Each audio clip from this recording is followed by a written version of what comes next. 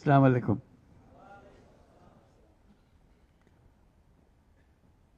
তোমাদের দেখছি আর ভাবছি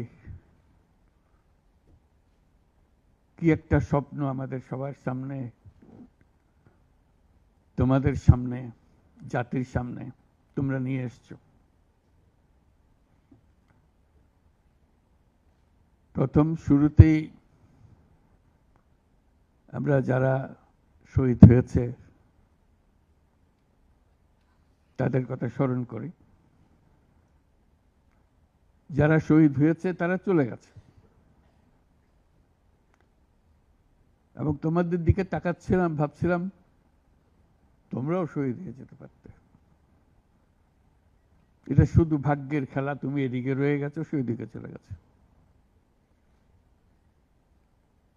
আজকে তারা